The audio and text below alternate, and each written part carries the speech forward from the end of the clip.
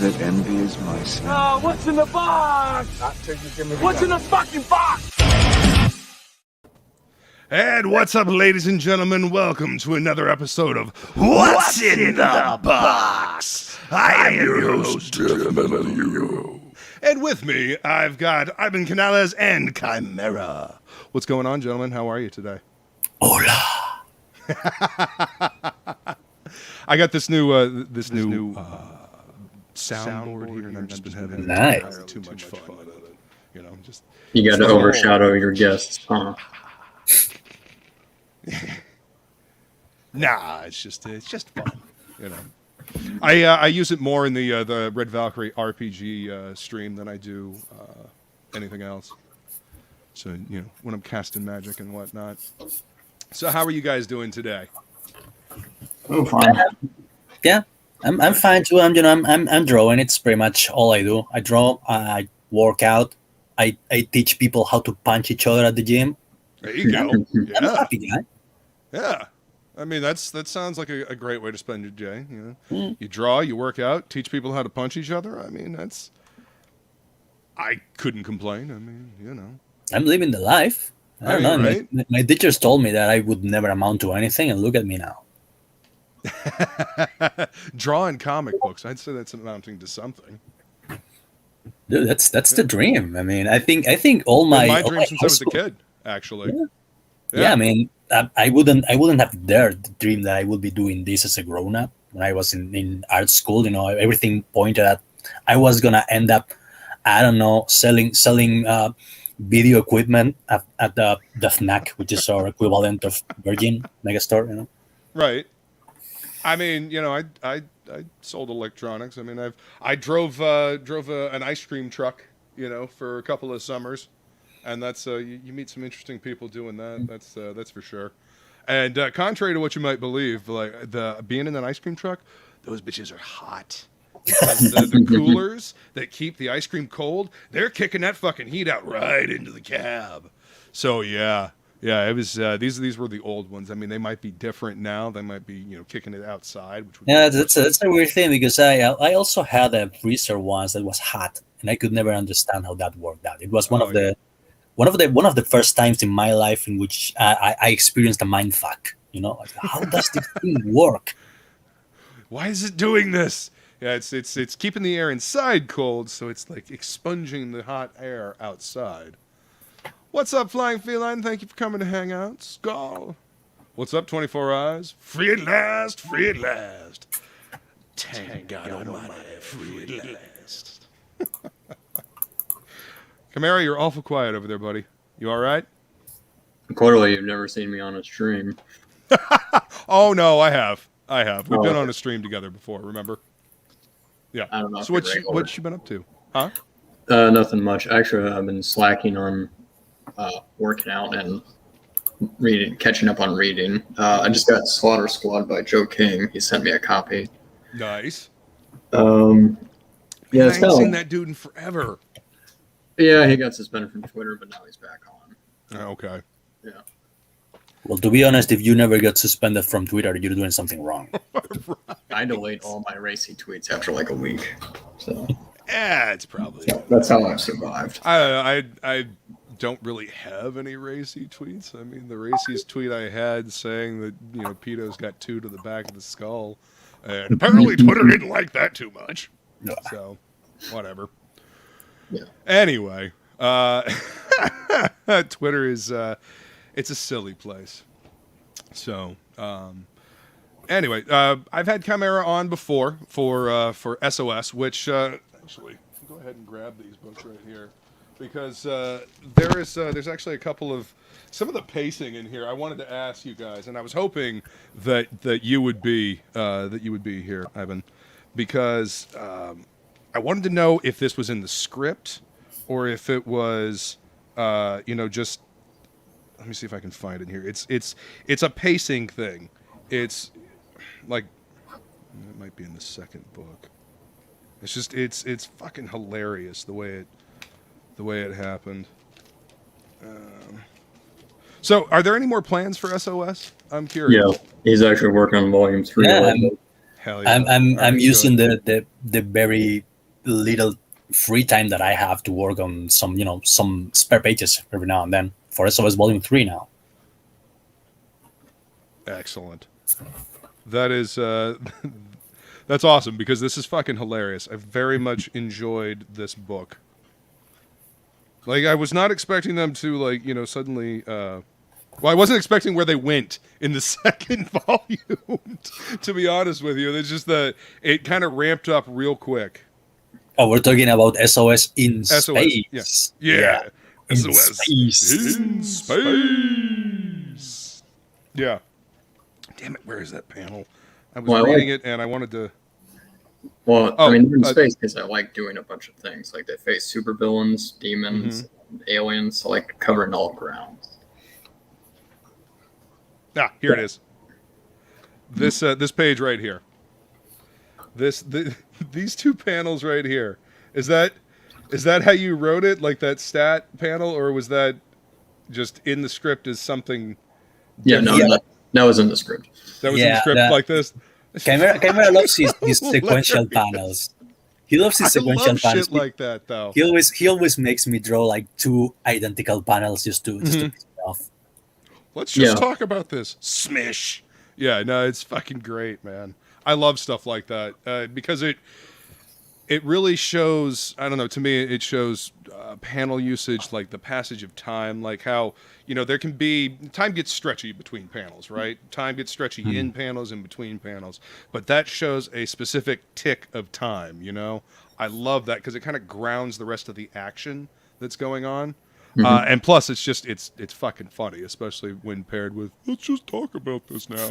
Well, I also did that in Volume 1. I think it's page 4 or 5 when he's confronted by the demon. There's two identical panels. Hang on, let me take a look. Page what? I think it's 4 or 5. It's you'll see it. There'll be two identical panels. Maybe 6. I don't know. Oh, the demon at the bottom here? Fuck your pig. Yeah, he was about to say something, and then he just completely lost his train of thought. Yeah. So what was the inspiration for SOS? Oh, fuck. I would say... Asking the hard questions. Well, like Spawn, Justice League, but on acid. Because I grew up with a lot of Adult Swim because my dad let me watch like R-rated movies and Adult Swim when I was like 10 when you probably shouldn't let a 10-year-old watch that, but regardless. Oh, yeah. Anyway, that's where my sense of humor kind of comes from. And I was a big fan of Little Nicky because I know it's a horrible Adam Sandler movie, but I just thought that's actually the original premise. Let me stop you right there. I don't think any movie with Ozzy Osbourne beheading a bat is terrible. It's at least always a 5. It was original, watchable. Well, that's the original premise of SOS. They were originally in hell, and then they got bored of being in hell, so they went to Earth to have fun. But okay, I can see that. Little character pieces like this down here, like the SOS signal. The hell is that? Oh, I'm too high to care. Shit's great. No, but I'm glad that there's going to be more because I really enjoy these characters, especially when they're all looking for jobs, trying to figure out a way to make money. And yeah, Carnage is up on the roof as the gargoyle. I didn't do it. God did. Yeah, I was a big fan of gargoyles growing up. They all looked like monsters, and then around when I was 2009. I've been writing this for a while, by the way. Yeah. So in 2009, I redesigned it to make them look human, and I just preferred the gargoyle form for Carnage, so I just kept it, and I explained it some other way. I was wondering where I guess I missed that. Is there a part? I mean, in the supplemental material, you said there was something about the Nazi scientist that is the one that made him look like a freak. Yeah. Yeah. Is that actually in this? Did I miss it, or is that? Yeah, he says he's mutated in issue 1 and then issue 3. I'm sorry about volume 1. The scientist mentions that. Oh. Huh. I have to go back and Reread it. I like their scientist friend. I didn't say I was a smart scientist. I'm a mad scientist. Right. Yeah, it's good shit, man. I very much enjoyed this, and it's going to be awesome that you're on the whole thing, Ivan. How do you say your first name so I can count? Yeah, I was. Ibai. I didn't want to be rude. But No. Please be rude because I'm mispronouncing your name horribly. All right, yeah, it's eBay, like eBay. the place where you get cheap stuff on the internet. Yeah. All right. It's awesome that you're on the entire book, Ibai, and I will hopefully not fuck up your name again. Nah, you got it. If you do, for the record, everybody, anybody, if I'm mispronouncing your name, be rude. Tell me. I don't give a fuck. You're not going to offend me. Like I would rather know how to say your name, Ibai. Okay. So anyway, yeah, your art works perfectly for this fucking story. Thank you. I mean, we were talking about that, backstage. The humor of this story, it needs kind of like it needs that kind of energy, that cartoony feel to it, and your style fits it perfectly because you can still do the action, you get the seriousness, but the off the wall, jocularity of the story, it fits with the energy of your art, man. So I definitely dig it. Thanks. Yeah, I'm actually always surprised that anyone would think of giving me like a serious story, like Ironsides. Like I was like honestly surprised when Zach told me that he wanted me to draw Ironsides. I was like, "Are you sure about that?" Like because this is like a completely realistic story, and I sent him some preliminary sketches trying to make it look more like like Deathblow. This image, like it was like military, but like kind of over the top with really buff guys and like really big guns. And he was like, no, keep it grounded. It's supposed to be like Sicario style. Okay. So that was the real challenge, like trying to make it like grounded and realistic and not too right funny, Had to pull back on what you normally do. Yeah, I can totally see that. But I mean, with this story with Chimera, you can just kind of go all out, balls to the wall. Yeah, that's where I'm actually more comfortable with like crazy cartoony stuff. Yeah. Let's see. It's me. This is better, cuter. That's my. I guess I'm gay now. That's my boyfriend.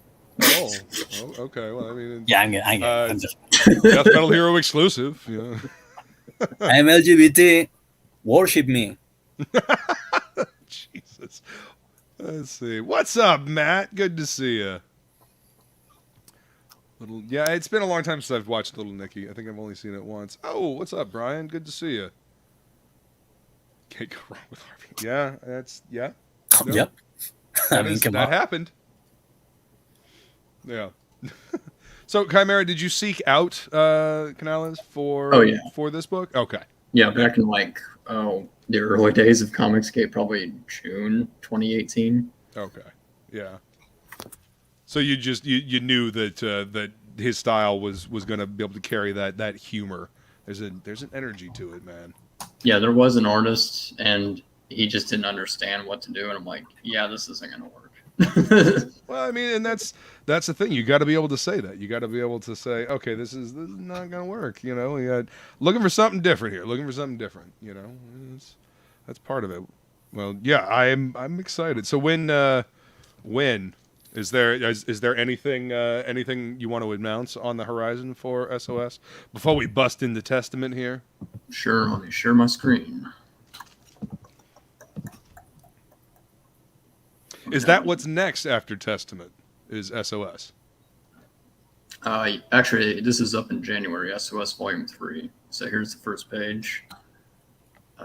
Mercenaries break in and steal their stuff, and they couldn't be bothered to care. So there you go.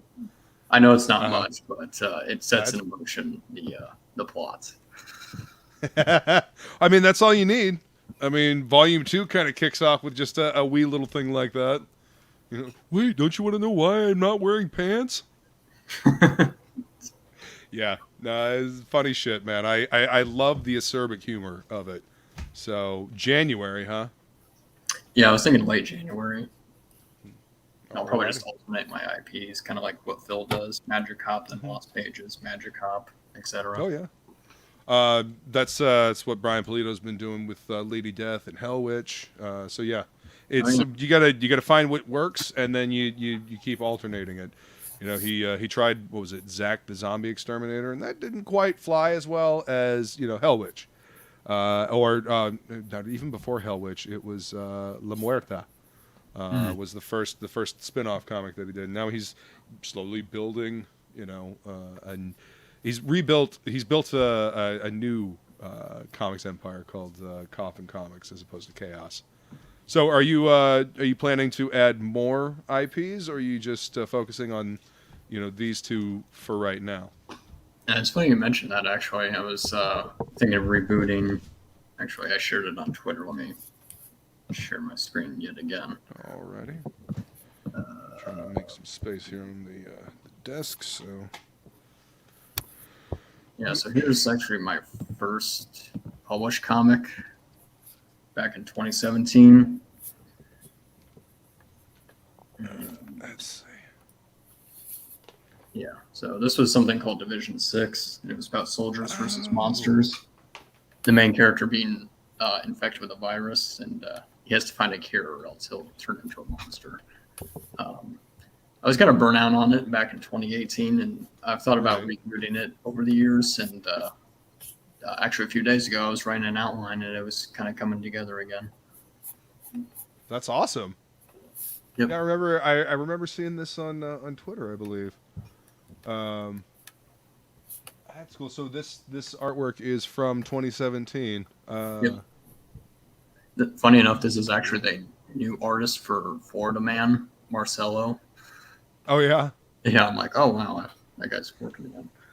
That's awesome. Brian says, I think anthologies are the future for this scene. I'm even working on one too, actually. Yeah, I kind of miss anthologies. You don't see them so much anymore. Used to be a thing when I was a kid. I mean, yeah, you see more of them. You see more of them in prose than you do in comics anymore.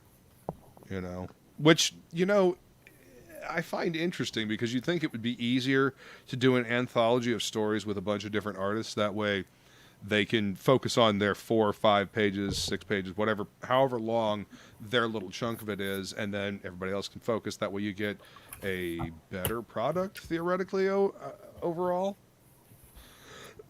But yeah, you don't see that very often in comics anymore. Mostly just in prose. I mean, a lot of my favorite authors actually have put like short stories in these little anthology books that I don't give a crap about the rest of the stuff in there, but I want that because it's connected to this big ass series that I've been reading. And anyway, we won't get into that. So okay, I'm gonna go ahead and do this and see if I can do this without destroying. Well, that didn't quite work as well as I had hoped, but anyway. And well, there's no way to get this to not be upside down, so anyway. Light. Where'd my knife go? There's my knife. All right. So, where'd the story for Testament come from, as I am cutting it open? Actually, it came from SOS. It was an idea where the brothers were in the post-apocalypse, like thousands of years in the future, and they kind of met their match with blue-eyed Norse god aliens. And I'm like, you know what? That sounds actually better as a series of its own. And this is like 2017, so I got kind of tired of writing SOS. So I'm like, we'll just make that its own series, post-apocalypse in Norse mythology. I like it. But I didn't want to do Thor, so that's why the character, he's a biker swordsman and he descends from gods. Okay. Yeah. Go ahead and...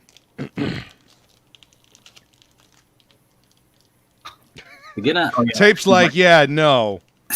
All right, you might fine. have to use your knife. Well, you can't say it's not well packed, No, I definitely cannot. It got here safe and secure, not moving around. That's for damn sure.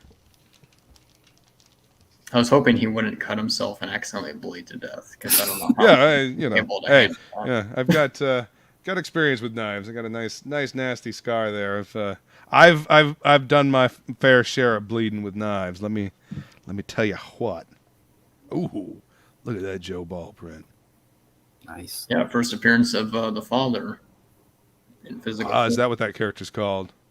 Yeah, Death at Death. Go back it. Yeah. Back Oh, it 3 times. Book looks beautiful. I really want the just the straight black and white one. Yeah, I want the manga. love it. Uh-huh. The manga one. That looks good. Yeah, with the tones. Yep. I really like the colors on this. Was this Joe doing the colors himself? No, Or that's did somebody? that's actually the colors for the book. Marcus Martin. He's the only Awesome. one we could find to color the dude. He colored the Ashcan story. Okay, yeah. The Ashcan story for Testament or the Ashcan story for SOS? Yeah, Joe's story in SOS. Okay, yeah, We tried to be colorist and that makes sense. I like the way he works with the line work. You know, Joe's got a lot of lines, and you know it informs his style. You know, it's that texture that he has. I like the way Marcos worked with it and didn't override the line work. You know what I mean? yeah. Like up here in the sword, I love the color holds on this to give it depth.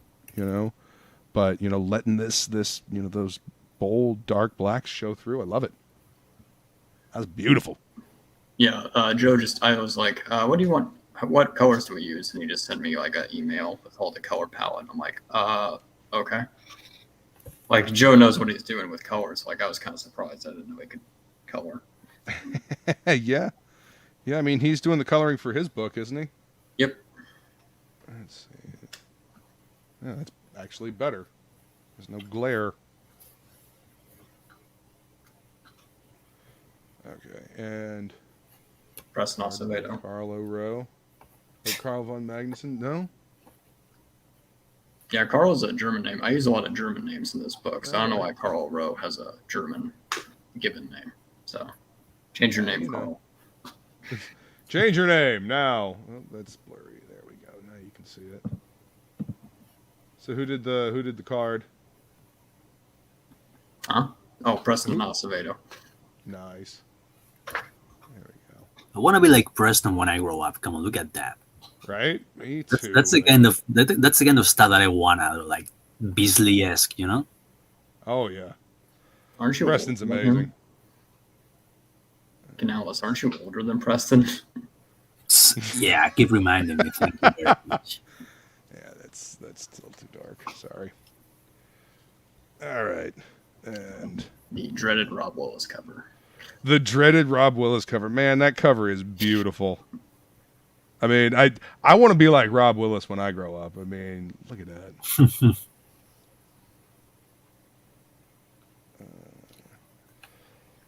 So how does it look like? I really want to know because I heard a lot about this cover and nobody seems to be able to tell me whether it looks good or bad or what.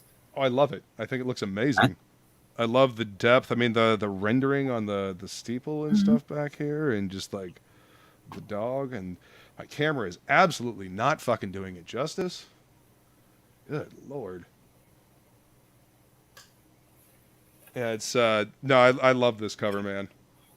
That's, I mean, obviously I bought this one. Yeah. I mean, I would absolutely love this as like just a black and white print. Just, but then again, I'm the type to like, you know, get old Mark Silvestri, you know, stuff and, you know, study the line work and stare at it for a while. So, you know, that's that's probably why I'm like, yeah, I would totally like, you know, drool all over a black and white version of this.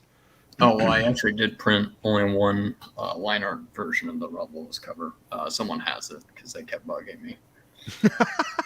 Want to know who it is? Yes. It's Irene. Ah! You'll have to get it from her. Mm-hmm. All right, Irene. I'm on to you. Coming for that black and white line variant. I was going to make it a tier, but I was like looking at Kozor and other campaigns that had black and white variants, and I'm like, it doesn't seem worth it. Well, I I mean, wasn't 100% sure. yeah. I mean, I don't know. I very much like black and white variants. And I know that Shelby Robertson is a big fan of black and white variants as well. So, all right. So it might be something to consider in the future, is all I'm saying. Oh, yeah, for sure. So, in the order in which we read these, main book first and supplemental, or Ashcan preview, and then, well, preview would denote, never mind. So we read the Ashcan preview first and then into the main book, No, yes? it's an Ashcan preview of the next book. Oh! Aha! See, this is why I asked. Preview would denote, it's a preview of maybe this book, but no, so it's a preview of the next book. Yep. Excellent. So how many books in this series you think? I would like to do 8, but Okay. I have 3 outlined for this arc. So we'll just stick to 3. Okay. Well, I mean, that's a solid chunk of story. And how many pages are we looking at in this one? I can't remember off the top of my head. 60. 60. Nice. Are they all going to be about this size? Yeah. Awesome.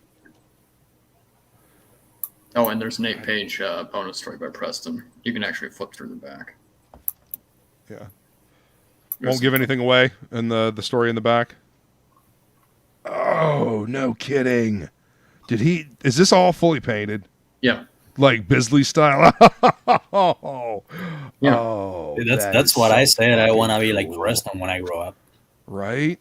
Yeah, people really liked it, so I think I'll just stick to that from now on. I'll have bonus stories as stretch goals and just have Preston paint it. And he said they came out great. And I'm like, I'm never coloring anything again. I'm just going to paint everything. I mean, this is fantastic. Yeah, he gave me a definitely, discount, and he was like, "This is the first time I'm painting sequentials." I'm like, just do your best, and it came out right. That's pure 2000 AD, man. I love it. Oh yeah, dude! Like the color palette, the panel layout, like shit like this. Yeah, Yeah. This is prime 2000 AD. I am digging this shit. I would totally read an entire book like this. I mean, I don't know how long it took him to do this, and I know that he's pretty fast. fairly quickly. Actually, he's doing 9 Devils, which is going to be fully painted. I think it's a reboot of something. That's right. Yeah, That's right. I'm gonna have to reach out to him, get him on here for a new book. Who dis when he's ready. But yeah, this looks awesome. Yeah, this definitely reminds me of the biz. yeah. So that's Nice. Carl as a young kid. He's basically trained by psychopathic biker Vikings. I mean, when you're in a post Ragnarok world, I mean, what are you gonna do? Biker Vikings. It's I think that's better than biker werewolves. What? No offense, biker. Is that an actual book? No, there's a Gwar song where he talks about Viking werewolves. What a joke! They've sure seen better days. It was off of God, what was the name of the album? I can't remember. It was the last. It was the one before Battle Maximus, and before Brocky died. But anyway. Ooh. So, who's your artist on this? The Juliano da Silva? Yeah, Juliano da Silva. Yep. Juliano. Okay. See, thank you. I appreciate it. Juliano da Silva. Awesome. So doing all the line work, and then Marcos is doing the colors on it. Hell yeah. Farah did the Ashcan colors. Okay. She did Door Kickers, I think, and Super Harem colors. Okay. This is awesome. I love post-apocalyptic stories. Now, is this on Earth, or is this a different planet altogether? No, it's Planet Vaughn, so it's a different planet. Planet Vaughn. Yeah, it's Icelandic. Awesome. I dig this. The statue. kind of like if a Viking civilization had kind of growed up into like a modern civilization. Yeah, I But, didn't want you to know. make everything post-apocalypse. The area he grew up in is called the Badlands, and I have like a little section explaining that. So that's like the capital. The whole country is called Rhineland. So yeah, Awesome. So how long has this story been cooking in your brain? You said that you've been writing SOS since, you say 2009? 2005. 2005. Okay. Yeah. So how long has this one been percolating? You said it spawned out of SOS. Yeah. So, I mean, that's a good span of time for this to pop out of your head. So Yeah, 2017, because I got tired of writing SOS at that point, right. and I had a bunch of things I was writing, but it wasn't until 2018 that I started fleshing this out. So it's about 3 to 4 years. Awesome. And it's coming to fruition. I'm serious, dude. That's a great cover. Like that that cover and having it be. I mean, this was a limited one, wasn't it? Yeah, I'm not printing that again. Yeah. Yeah, that was. Yeah, that was a good call on that one. I yeah, limited covers like that, and especially gorgeous artwork like that definitely grabs hold of you. Okay, so after this, your work. So the next thing is SOS. You said in late January. Mm-hmm. When are you thinking the next one for this? Obviously. Probably after we fulfill SOS, so I'd say May at the earliest. Okay. Awesome. I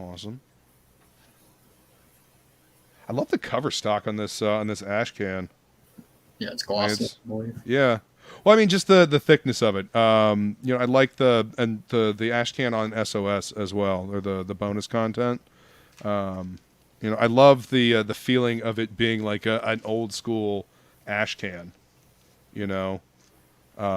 I mean, I would even be fine with like black and white interiors with the like almost Xerox pages, because that's totally what like an old ash can was back in the day. It was like a cardstock cover, and then Xerox pages inside to give you an idea of what the book was going to be like, and then those were handed out at conventions. I think I have a what was it, a Cyber Force? Yeah, I think I have a Cyber Force ash can that I got a couple months back. Oh, what's up, Shadowhawk? Good to see you. And Brian says, my goal is to work with Preston as much as possible before Hollywood snatches him up. That's probably a good idea. Hollywood. We have to save him from Hollywood. They will initiate him into satanic bullshit and then child abuse and all that. Now we need to keep him pure for Comicsgate. Absolutely. 100%. I mean, you know what? I think he would rather be working on comics than Hollywood shit anyway. I mean, who wouldn't? Oh, he's tattooing people, isn't he? Preston? Yeah. Oh, okay, yeah. Yeah, I think that's one of the things he does for work. I could be wrong. Yeah, if you're a killer artist, you can make a lot of money here. It's kind of amazing. Well, I mean, it's almost as if people really like good quality comic artwork, and it's almost as if there's a collector's market here, and people that are actually passionate about comics. I work in my childhood comic shop, and to see how things have kind of, I don't know, gone downhill over the years, it's really disheartening, because it doesn't seem like the newer generation is as much picking up comics. I mean, for the first time in the last, I've been working there for, God, 5 years now, almost 6, and in the last couple of weeks, I have had people coming in looking for manga, like specifically looking for manga. And in the 6 years that I've been here, that's the first time that's happened. So that's a little surprising and, you know, kind of disconcerting because, you know, people aren't looking for, you know, the Marvel movies, you know. It's a new Marvel film. Oh, okay. You know, they want manga, you know, and who can blame them when the stories are there? You know, the stories are exciting. They're being entertained. They're not being, you know, talked down to or preached at. So It's almost as if you make an entertaining comic and you don't insult your customers, you're good. yeah, You're all set. yeah. Well, I mean, I think, you know, CG is kind of evidence of that. I mean, we gotta. I mean, look at Chimera's just making his comics. You know, finding the best talent that he can, finding the, you know, the appropriate talent for the book. You know. So I mean, it's a creative space, and, you know, we all add to it if we can. That's what it should be. It should be. I don't know. We should be having fun, and people reading this stuff should be having fun. I mean, one of the things that bothers me when people come in and I ask them about what they're reading, and I ask them if they're excited, and they're not excited. Like that as a comic retailer, that bothers me. Like, yeah, I appreciate you coming in and picking up, you know, the most recent issue of whatever, and, you know, it's awesome. But at the same time, it makes me sad when I hear people say that they're just picking books up because they've got all of them. You know what I mean? Like, you should be picking up a book because you're excited to read the damn thing. Like, you should be picking up a book because you want to see what's going to happen next. You need to see what's going to happen next. You know what I mean? I don't know. Maybe I'm just old school. Maybe that was just me with comics when I was growing up. That's what it used to be. Like the cliffhanger at the ending of a comic book used to be an art form into itself. Yeah. Like you were left wanting to keep reading, you know? Yeah. Yeah. I mean, go ahead. Oh, I was going to say, I have like a list of comics recommended to me by Aldous. He said to get some Black Label stuff like Last God, Joker, Killer Smile, and Batman Reptilian. Last God has been really good. Batman Reptilian has been really good. But I mean, with Batman Reptilian, you've got Garth Ennis and Liam Sharp. Like, those are two just industry legends, man. And Lost God was different just because it was it was like a dark fantasy story, and I was not expecting that from DC. And the artwork inside was great. I can't remember the dude's name, but yeah, it was was good. Is this Black Label? I think Black Label might get a new Vertigo because they they fucked up Vertigo. Oh, they fucked Vertigo hard into the ground. Yeah, but I've heard good things about Black Label. So there's like I was thinking about this earlier today. You kind of have to find the good comics. They don't. Yes. They're not as easily. They're not as easily as noticeable nowadays. You have to find them. You know where you have to go in order to find the indie comics, like in previews. I want you all, if you look through previews, I want you to skip all the pages that have like a big old name on the side, and I want you to find the wee little ads like this. You know, not the ones that are doing, you know, whatever. Not the ones that are using other characters, but like, you know, Hero Tomorrow comics. See, Bloom, little ad for issue number 4. You know, look for stuff like this. You know, skip the fucking Boom, the you know, whatever. Go for the little guys. You know, there's that's what is it? Source Point Comics started out with a tiny little ad about, you know, this size, right? You can't even see what I'm pointing at. It started out with a tiny little ad about like this size, right? And now they've got several pages because people were picking up their stuff. But see, this is the shit that I look for when I go in through previews. I'm looking like in the back of the book, trying to find small stuff that will be fun to read. See, Source Point Press. Now they've actually got, you know, they got a space. Now, granted, you know, a lot of the bigger publishers are leaving previews, but maybe that's a good thing because the smaller publishers can get more space, get more oxygen, and a lot of stores still see previews as the only place to buy. I mean, I've got customers that have been buying comics for the last 30 years by going through previews. 3 pages of handwritten previews. You know what I mean?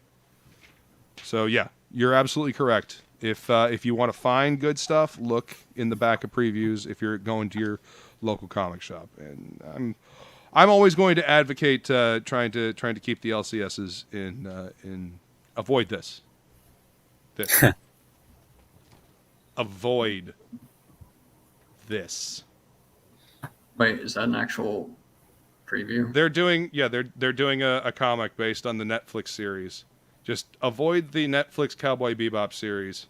So they're basically they're making a comic about a show based on a comic. No, they're making a comic based on a Netflix adaptation of an anime. Well, I can only think of that quote from Fight Club, like a copy of a copy of a copy.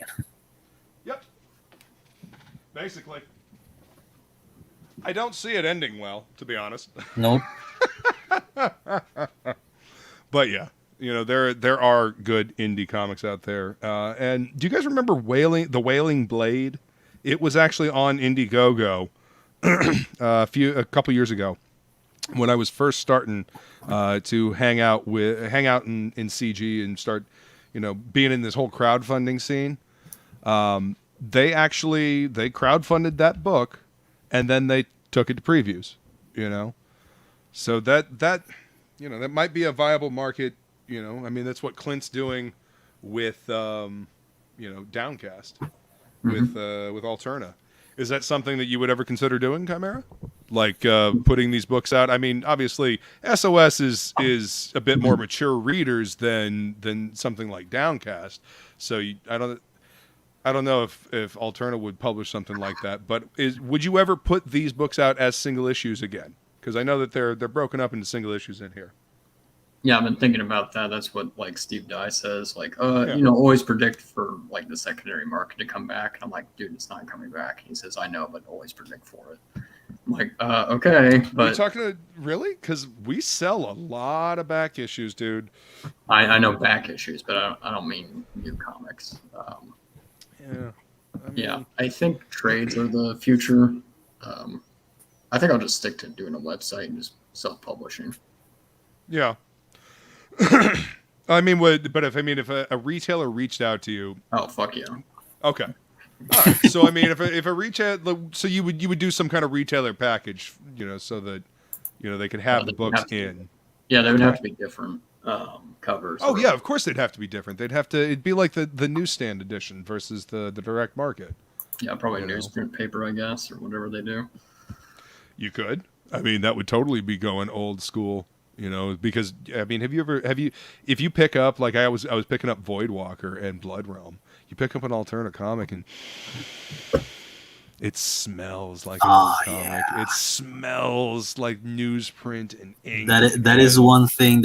I have nothing against digital because I work partly at digital, but it's never going to smell like an old comic book that. Especially the old ones, the ones that have been stashed for years. Oh yeah, the bottom of a pile somewhere. Yeah, not quite musty, but they have that smell of age to them. Yeah, the vintage smell. I like to call it fine wine. Yeah, totally. I don't know. I don't. You guys know why a bag or a board is coated on one side? You know how their board is kind of shiny on one side? Nope. That one is not showing what I am talking about. It's not illustrating it very well. All right. You mean the hard side? You mean? Well, yeah. There's a shiny side, and then there's a matte side. Let's see. And I'm sure a lot of people out there know this, but there's a matte side, and then there's a shiny side. You can kind of see it. Of course, the one time I'm actually looking for a glare, the damn light doesn't give me a glare. Anyway, there's a coating on one side, and then the matte side doesn't have it. The coating is to keep older books from yellowing because they were printed on newsprint. As the newsprint ages, it becomes brittle and it becomes yellow, and you'll lose color, you'll lose definition. The coding keeps that from happening.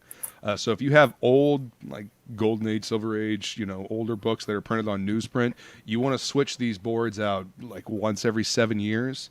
The bags you can also switch out. I mean, that's not as important as switching the boards out because this coding wears off after a while. So there's your history lesson and maintenance lesson from, an LCS worker. Been doing this for a real long time. The more you know. Yeah.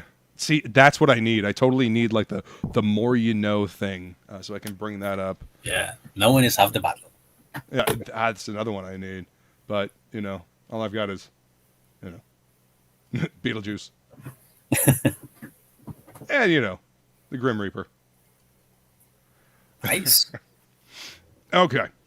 Is there anything else that you guys that you want to talk about, guys? Do you have in the chat? Do you guys have any questions for these guys? Oh, you're welcome, Flying Feline. You're very welcome. What's up, Johnny? Good to see you guys. Good to see you. Thank you for coming to hang out. I appreciate you being here. I don't know if you saw this, Grampy Canales. I mean, I'm middle-aged. I'm 40 years old already. Like, oh, no. I think I left half of my life behind me already. Jeez. Really? You really think you're only going to make it to 80? Is that?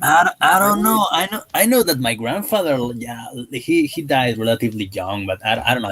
I don't know if it's like an Alice thing. I think like we'll live fast, Well, yeah. I mean, I can understand that. Yeah, we do. I mean, I'm part Italian, so I mean, I'm very impassioned about things very often. Yeah, so that might shorten my lifespan just a wee bit. So, hey, what inspired you to start drawing?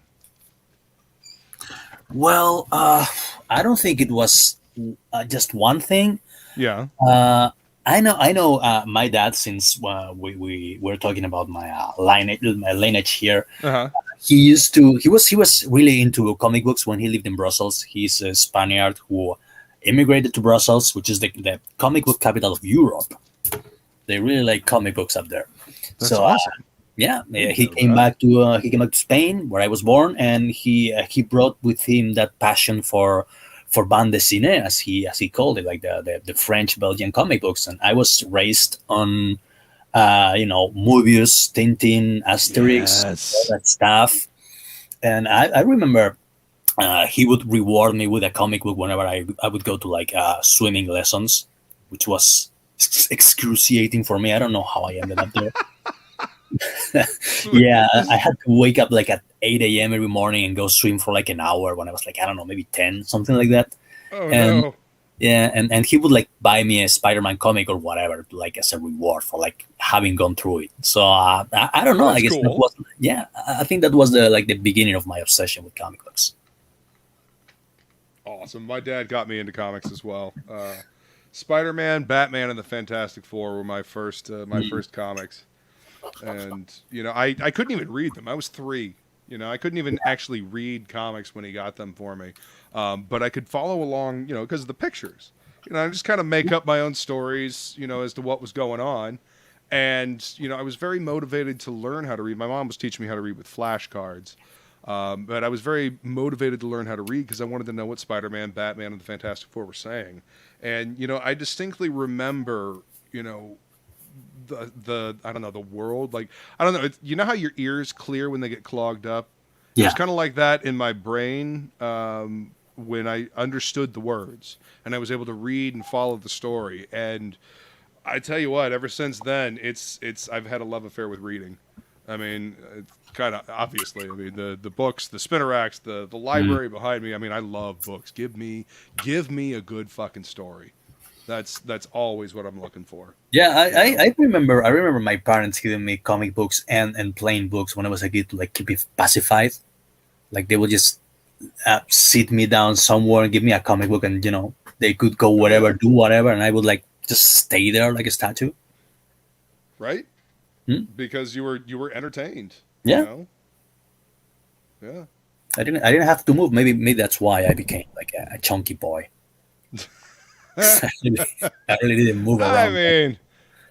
mean, I books and, and comics. I mean, the video games don't help either because, you know, No, they, to their credit, they never bought me like any gaming platform. They bought me like a Game Boy, like the original Game Boy. Because remember, I'm oh, old, okay, you know? nice. Like I was like, I don't know, maybe 12, something like that. Hmm. Yeah, I never had a Game Boy, but I had the original NES, and my cousins had Atari, so I was playing games with them. But yeah, original NES. I remember I didn't get wait, no, that was the Super Nintendo. Yeah, I didn't get Super Mario World. I got the Ninja Turtles game. But yeah, between it was video games or not video games and comics when I was a kid. But I mean, the two things that have always been a part of my life are comics and music. Mm. I grew up in a very musical household. And but yeah, comics and music, and then video games became a part of it. And it's the trifecta of my entertainment. My three favorite ways to entertain myself, as it were. I was comics and movies. I think like I had this nasty habit of renting a VHS tape, and like seeing it at least like 4 times before I gave it back to the video store. Like if I only watched the movie once, I was doing You something guys wrong. still have video stores? No, not any, I mean I know two. I know two in my area. They That's they're not, cool. yeah, they're more like DVD stores, and they are not Yeah. like strictly DVD. They like sell candies and stuff. Mm-hmm. But yeah, I know there's still like two of them, like still surviving. That is awesome. Because going to the video store used to be like the shit. Like you go to the video store and see what's to rent. Dude, Video it games was too. the two things that I like the most: going to the video store, going to the comic book store. Yeah. Those Oh were yeah. my two favorite pastimes when I was a kid. Very very similar pastimes actually. I mean, hell, Friday night you go to Blockbuster and you rent like a couple of video games, a couple of movies. You'd gone to the comic shop earlier that day, so you had your comics, or you're going the next day because it's Saturday morning. Go to the comic Yeah. shop. You're like, wait, there's a sequel to Terminator? They made a part Right? two. Oh, I gotta rent that shit. I mean, that's where I got introduced to most of the anime that I watched. Mhm. I mean, do you remember the Sci-Fi Channel back when it was actually the Sci-Fi Channel and not the Sci-Fi? Channel? Yeah, Yeah. I know we got sci-fi here. Like I think it was like the beginning of the 21st century, maybe in 2001, something like that. So I don't know if Uh-huh. it's the same thing. Oh yeah. It was science fiction. Sci-fi. They did Farscape. They did a Yeah, bunch yeah, of yeah. great Like shows. Battlestar Galactica, the remake and all Yeah. that. Yeah. I forgot where I was going with this. Oh, yeah, they used to show anime. Saturday Japanime. This was back in the fucking 90s before they just started calling it anime. Yeah. But yeah, that was the first time. That was the first time I saw Ghost in the Shell. And then went to the video store and saw Ghost in the Shell, and then I saw Armitage 3, which was similar. So I grabbed that. I grabbed fucking Akira, Vampire Hunter D, just all this different stuff, just because it was all completely new to me. And I actually still have a bunch of the, the bootleg VHS tapes. I have original VHS tapes that I actually bought. Some of I them have even some of those too. yeah. As a matter of Some of fact, them I I got even the ordered. first 3 DBZ movies on VHS tape. I have Akira DVD. Oh, no, sorry, VHS. I have the original Akira VHS from like That's 1988. So I'm not getting rid of that thing. That thing. No, and store it nicely because holy crap, It's gonna be worth something. I tell you. keep it away from all magnets. Oh yeah, no. There are no magnets in my house. We're in Spain. I don't think we have discovered magnets yet here. Yeah, we have VHSs. We have the original Ninja Turtle movies, Terminator from 1984. These are all my dad's stuff. Nice. Yeah, I actually still have a VHS in my closet, so I can watch that. I discovered anime through YouTube and Netflix. This was back in like 2007 or 8 when you could actually upload entire like episodes of like Hellsing. Oh yeah. Without getting copyright struck. Like I would watch like full episodes of Hellsing. And then like that was back in the Wild West days of YouTube. Totally. Yeah. And then a few years later they were all gone. And the big companies got wise. That around 2006 is when I started doing Last Wednesday with my friends, and we were broadcast locally here, and then we were putting episodes out. It was a TV show about comics. We were just starting to get some snazzy comic book movies. We had the Spider-Man movies and whatnot, but we're around that time they were doing the Fantastic Four movies and stuff like that, Rise of the Silver Surfer and whatnot, and we were covering all that stuff, doing comic book reviews and shit like that, going to conventions. That's where all my old interviews came from, that show that I used to do. But yeah, it was YouTube was a different place back then. I remember when YouTube was you could only put like 10-minute videos up. Oh yeah. Yeah, YouTube used to limit you to 10-minute videos. I remember keeping that in mind when we were making short films in art school. Like make them just 10 minutes so we can upload it to YouTube. That was like a prerequisite to making short movies. And you'd find people that would like chop a movie up into like 10-minute chunks so you could get the whole movie. Actually, I just found out that somebody uploaded the Lost John Carpenter gem, Ghosts of Mars, in 10-minute segments. Just like a few minutes ago, and I'm gonna watch the shit out of it. So are you the type to throw a movie on in the background while you're working? Oh yeah, no, I'm always, especially if I've seen it. Like if if you've I want to pay attention, yeah. But if I've seen it, like I don't know, I probably do like a daily viewing of Big Trouble in Little China. No, what a great film! Absolutely, masterpiece. Oh yeah, great comedic timing. Again, that whole balance between like serious and fun that we were talking about. I don't know, that same kind of like irreverent humor, but balance of serious and fun. I find in SOS. Here's the thing, you know somebody's good when he's able to go from horror to comedy seamlessly. When he has like that sensitivity, and then, for example, Jordan Peele doesn't have that. It's like really, really grating. It's like really, really jarring. Like you can tell he's trying, but this kid over here, CHIMERA, no, he's good. He knows how to do it. Yeah, what did you think of the transition from SOS? Oh wait, you haven't read Testament yet. No, I mean I'm looking forward to it, man. Oh, okay. I'm looking forward to it. But yeah, like I said, man, I really enjoyed the humor in SOS. Yeah, it was really shocking when I first not released a campaign, but fulfilled it last year. And then I was just worried people would hate it, and people loved it. And it's like, oh, it came out on time. Oh, and I really liked it. I'm like, oh, okay. I didn't expect that at all. Yeah, well, all you can do is put the story together to the best of your ability and try to make it fun for you to go back and read, and like tell a story you would want to read. That's always like my philosophy. Like tell a story you would want to read. And if it's entertaining me, chances are there's other degenerates out there that are entertained by it as well. Other people like me. So, yes, Flying Feline, Big Trouble in Little China is a wicked fun movie. One of my favorites. Speaking of Big Trouble in Little China, that always reminds me of, unfortunately, of the travesty that was Iron Fist. Whenever somebody comes into the shop and is talking to me about like the Netflix series, we inevitably get to Iron Fist, right? And everybody complains that it was just boring. And I was like, yeah, because it needed to be more Big Trouble in Little China. Yeah. Needed to be more Big Trouble in Little China, Showdown in Little Tokyo, and show me the fucking dragon. Oh my God. Really? What's the show even about? It's about this guy who... Yeah, I mean, I know I watched the first season, and it's about this guy who comes back to New York City, and he hangs out, I don't know if he's building, like most of the time, talking to his friend. Yes. Yeah, it's like grounded. Exactly they don't show him like punching a dragon. They don't show any cool shit. No.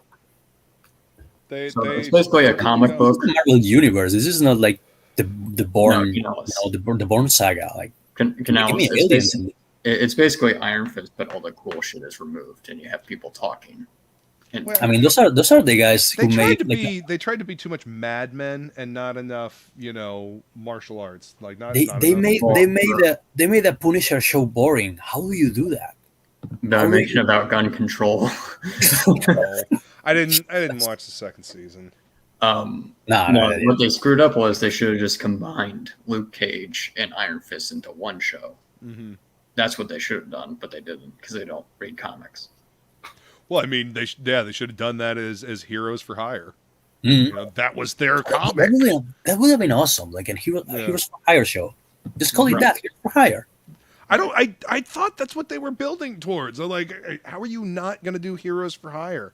And then they have Jessica Jones as like, she investigates. They're detective, and if she really needs to get involved, she does, because she's apathetic about everything. Or maybe that's just the way Kristen Ritter played her. I think the actress did, the job with the material she was given. I think David Tennant was great as the Purple Man. Yeah, and they he was fucking ruined the ending by killing him. Well, I mean, I don't know. That's the thing about doing these adaptations. Can you really have these guys get their just desserts and not die? I mean, it doesn't seem realistic. I don't know. That's always been the problem. Like at the end of the first Batman movie, the Joker dies. It's like, for real? The Joker comes back and like terrorizes Batman forever. I don't know. But and then in what was it, the Nolan Batman movie where Joker doesn't die, then Heath Ledger died. So I don't know. Did you read Three Jokers comic? No, man, you got to do something real special with DC for me to really give a shit. Oh, okay. I'm sorry. Like this whole Dark Knight's death metal thing. I'm sorry. This whole. Yeah, anyway, that whole thing, like, it's so silly. But I know the Black Label stuff is much different. The covers were fucking fantastic, though. I want to say it was Jason Fabik that was doing the covers, because we got a bunch of the different variants in. Are you talking about Dark Knight's Metal? Huh? Dark Knight's Metal or Three Jokers? The Three Jokers. We don't need to ever talk about Dark Knight's Metal. It's really? dumb. Yeah, no, the story in Three Jokers, like the Black Label stuff, I'm mildly interested in. I picked up the whole Batman Damned. That's a really good one. It is, but that's Brian Azzarello. I mean, and Lieber Mijo. So it's just like, oh, how can I pass up that combination? Did you get confused by the ending? Because I felt a little. I think I understood the story beats, but did you understand the ending to Batman Damned? It's Brian Azzarello, honestly. Okay. I mean, I I'm not don't the only really one. remember a whole I lot rarely of understand bullets. Brian Azzarello myself. Okay, so I'm not the only one who's confused. No. I mean, if you ever read 100 Bullets, there's a lot of confusing stuff in it, and it's just a lot of stuff that just never gets explained. But yeah, I think that's just kind of his writing style. I think he likes to leave things open for you to draw your own conclusions. But I think it was intentionally left vague. Did you ever read his Joker book? Like, because it's apparently supposed to be a sequel or prequel to this series. So Batman Damned is a sequel to his Joker series that he did with Lieber Mijo. I haven't read it, but I've heard a lot of people say it's really good. But I haven't read it Azzarello. Yeah. You know, the only reason why I picked up Batman Damned is because of the damn Jim Lee variant cover. Motherfucker. Like, I was working the shop the morning that those came in, and funny thing, Diamond, when the box got there, cut the box open. If I had pushed the knife down any further, and I have pictures of this, I would have cut through every single issue of #1 we had. Just right through every cover. Because of the way they just tossed them in on top of these two other boxes. So this was back before Diamond lost DC. So you're talking about a Joker book. Is that the one where the Joker looks like Heath Ledger? Maybe a little bit. He Might have been inspired by it. He's on the cover of the trade that I'm thinking of. If we have it at the shop, I'll send you a picture tomorrow. He's kind of looking for it. It looks like a mix of Heath Ledger and was it Cesar Romano? Cesar Romero. Romero, thank you. That played the Joker. I don't know. It's kind of like a grungy version of Caesar. But yeah, I've heard a lot of good things about that one. So that's canon. That Joker book is a prequel to Batman Damned. That's what I've heard. You know, it's supposed to be like that one came out years ago, and it has been retroactively made a Black Label book. Okay, good. So yeah. So far, the Black Label stuff has been good. I'm gonna pick up some stuff tomorrow, but I liked White Knight. There were some flaws in Curse of White Knight, but right. It was pretty. Well, see, good. that stuff has been selling pretty well. You know. Yeah, if you just kind of flip the mythos of Batman on its head, people seem to like it. So there you go. Yeah, but I mean, you can only do that for so long. You know. I mean, and you know that's the fun thing about Elseworlds is that they're different. The problem I have is when they do something like Dark Knight's Metal, and then the Elseworlds is just everything all the time. It's always a multiverse. It's always different now. You know, there's no. It's a crutch. The multiverse. You know, like, is this character acting out of character? Normally a good guy acting evil. He's probably from a fucking alternate reality. Well, aren't they going to make a Murphyverse or something? So White Knight is a universe. Yeah, and I'm cool with that as long as it stays like its own thing. It doesn't. We don't need the Murphyverse bleeding over into the main DC universe just to sell another fucking. It's gonna happen eventually because that's what happened with like the Ultimate Universe. Yeah. Because it sells. They want to well, they actually merged it, but like with but that was like 10 years, dude. That was like 2001 to 2011. So that's pretty much standard. That's how long something lasts. Everything goes into cycles of 8 to 10 years. Yeah. Well, that's why I think we're on the decline of these superhero films. I think. Definitely. Endgame. They blew their load with. Endgame? No, the one before that, Infinity War. Endgame was horrible. With Infinity War. Yeah, so Endgame was horrible, in my opinion. There's a lot of plot holes. They were basically wrapping up. But, I don't know. I saw both of those movies 4 fucking times, so. No, but the Fat Thor, like, that shit. Yeah. You can't do that. Like, why would you make about Fat Thor? But he's like completely different in Infinity War, and then he's like a fat gamer loser in Endgame. Like what? Yeah, I mean, I understand what they were going for. They were looking to, show the depression. Hey, Lola, what's going on? Hey, Lola. Good to see you. I know what they were going for. They were trying to, show the depression because he wasn't able to bring his people back, wasn't able to, I don't know, stop Thanos, feeling guilty. I don't know, but it seemed a bit of a stretch of his character rather than being true to his character. I don't know. And I'm sorry, it was hard to take him seriously at the end there where he's fighting Thanos and his tubby ass is swinging the fucking hammer or the Stormbreaker around. I'm like, okay. Yep, definitely need to get back to the gym because I know that's exactly what I look like when I swing things around too. Okay. Yeah, they're never gonna. They haven't. I think they alluded to. Oh fuck! I'm probably gonna lose my geek card. I can't remember his name. What's the guy? Nonsense. No. I know his name. What is it? Beta Ray Bill. Oh yeah. They alluded to it in like Thor Ragnarok. They had a statue of his face. Mm-hmm. I'd really like to just see a movie about him. We don't need any more Thor. So fuck off, Chris Hemsworth. let's get a Beta Ray. I wouldn't mind seeing a throwdown between peak Chris Hemsworth Thor and Beta Ray Bill. That would be cool. Yeah, they don't. I think they need to reboot the series or do another universe because they didn't do any of the Hulk shit correctly. They didn't do Planet. Well, they Hulk couldn't. correctly. They couldn't.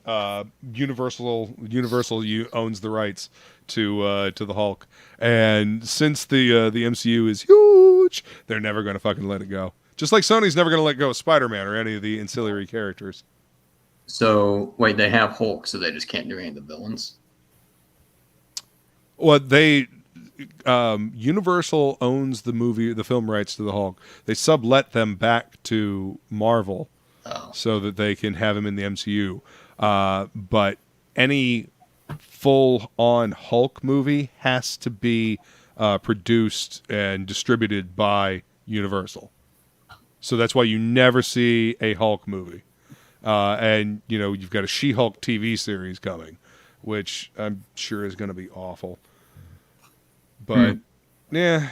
As long I as mean, I'm sorry, I just don't have a lot of faith in the people running this shit anymore. I don't. as long as they make her hot, I think it'll be passable. Yeah, good luck with that. Yeah. Good luck. If anything, they will make her grotesque, like the current year She-Hulk in comic book season. Like, you know, he's basically Oh, but I don't Hulk, long hair. Yeah, it's just a dude with like a long braid hair. Yeah. Because being a woman is bad. Oh God, not the What's up, Fallout. Pale Rider? Yeah, that was a reference when I first launched my campaign. Some rando said that I copied off Fallout, but I don't. What? Just because Fallout is like post-apocalyptic. Oh God, Have you never read any kind of post-apocalyptic anything? Clearly not. Well, where do you think Fallout got it from? Mad Max. I mean, like, Mm-hmm. yeah, like there's an area At the bare called minimum. Yeah, there's like the Badlands in the first like 6 or 7 pages, but after that, it's just civilization. Yeah. So you can't really. There's only so many different things you can do with like the post-apocalypse. Like it's gonna sooner or later it's gonna look like something else, you know. Well, it depends Yeah, I on mean, what kind of apocalypse it is, you know. I mean, But it's semi-post. It's like 10,000 years after an event happened. So they're like in the 1900s, a mixture of modern day and like the World War I era. Okay.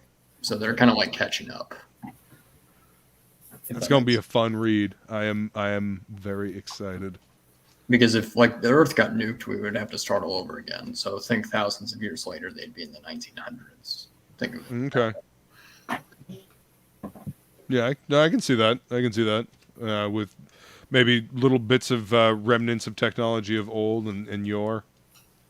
Yeah, I'm having my editor. We're working on book 2 to make it the script tighter, and yeah, we're working on Carl's powers. Like, I do want to give him more powers, but we can't. He doesn't want to make it cape shit. But I would like to add lightning powers. We just have to manage it better. It would be like limited electrokinesis, like shorting out someone's brain or something, or Right. manipulating some electricity. You can't be for blasting electricity. You can't be like Emperor Palpatine shooting. Yeah, you're not palpitating all over the place. Yeah, no, I hear you. I mean, if you descend from like a Norse-esque god, you can have some lightning powers. I think that's doable. I mean, yeah, especially if you're descended from a specific Norse god. But yeah. Yeah, I didn't go with Odin. I went with Tyr. For some reason, Tyr got bumped off. He was the chief god, and then Odin took his place. But Tyr was originally the chief god. So that's why on page 10 or 11, there's a statue of a god, and he's missing his hand. He's modeled after Tyr. Very cool. I can't wait to dive into this, man. I love Norse mythology. There won't be. There's like limited Norse mythology because I didn't want to do because Norse mythology gets fucking weird, like a cow, a guy on ice, and then like a giant called Ymir, asexually reproducing giants from his armpits. Like, yeah, we'll just not do that. I mean, you use little bits of it. Yeah, just little bits. Mm-hmm. Just like it's some of the most bloody mythos you can find. Yeah. You know. People, yeah. Anyway, if you guys have any questions for these guys before we go ahead and wrap this up? Never played Dark Sun, but the art always looked cool. Not a big Fallout fan, but I do use it for stress relief by sniping people.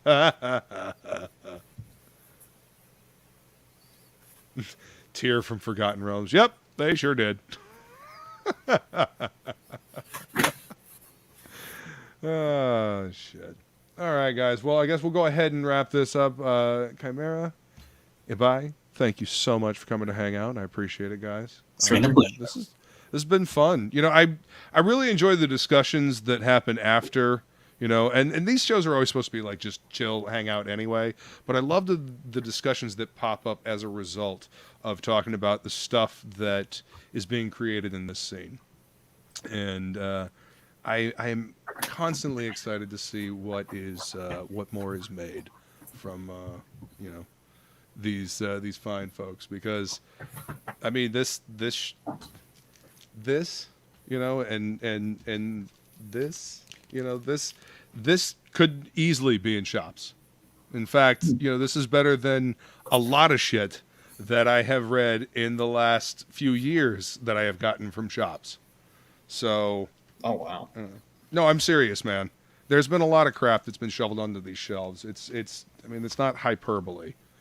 Well, that's probably because we enjoy what we do. We actually love comics. We don't see it as, you know, stepping stone to Netflix or the only thing we can do because they won't take us anywhere else. Yep, exactly. You know, exactly. The love is here. It's in indies, and you know, it's always been there, really. But you know, there used to be some love in the mainstream. Not anymore. Back your favorite indie books. All right. Thank you guys so much for coming to hang out, and we will talk to you guys later. See ya. Adios.